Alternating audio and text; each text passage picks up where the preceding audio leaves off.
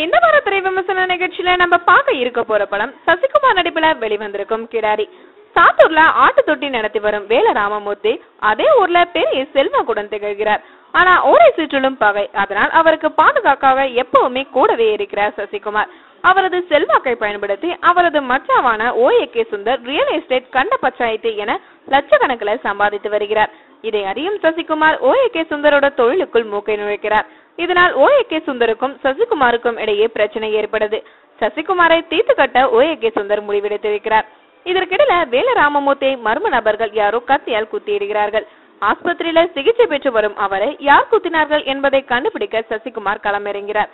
இறுதியில சசிகுமார் தனது முயற்சியில வென்றாரா இல்லையா என்பதுதான் படத்தோட நீதி கதை. கிடாரி கதாபாத்திரத்திற்கும் சசிகுமார் கச்சிதமாக பொருந்தி இருக்கிறார். கிராமத்து கதைகள்ல நடிக்க சசிகுமாருக்கு சொல்லி தர தேவையில்லை. நிக்கிலா விமல் பார்க்க அழகாக இருக்கிறார். ஏற்கனவே வெற்றிவேல் படத்துல கிராமத்து தேவதையாக வலம் வந்தவர் தானே. கொம்பையா பாண்டியனாக வரும் வேல ராமமூர்த்தி படத்தோட கதையை தாங்கி நிற்கிறார். தனக்கே உரித்தான நடிப்புல அசத்தியும் இருக்கிறார். சாட்டைய கழட்டி போட்டுட்டு வீரத்துடன் நடந்து வரும் காட்சிகள் பிரமிக்க வைக்குது. OAK சுந்தரும் தனது கதாபாத்திரத்தை உணர்ந்து சிறப்பாக நடித்திருக்கிறார். கிளியாக நடித்திருப்பவர் பேசும் வசனங்கள் நகைச்சுவையாக ரசிக்க வைக்கிறது.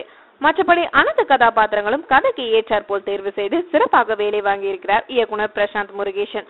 படம் முழுக்க வன்முறை இருந்தாலும் ஆங்காங்கே காதல் காட்சிகளையும் காமெடிகளையும் வைத்து அனைத்து தரப்பினரையும் ரசிக்கும்படி செய்திருக்கிறார். SR கதிரோட ஒளிப்பதிவு கிராமத்து அழகை பளிச்சிட்டு காட்டியிருக்கிறது. தார்புகா சீனியோட இசைகள் பாடல்கள் பெரிய அளவுல இல்லாவிட்டாலும் பின்னணி இசையில கலக்கி இருக்காரு. மொத்தத்துல கிடாரி கட்டு கடங்காதவன். மேலும் சினிமா செய்திகளை தொடர்பு கொள்ள லைக் மற்றும் சப்ஸ்கிரைப் செய்யவும்.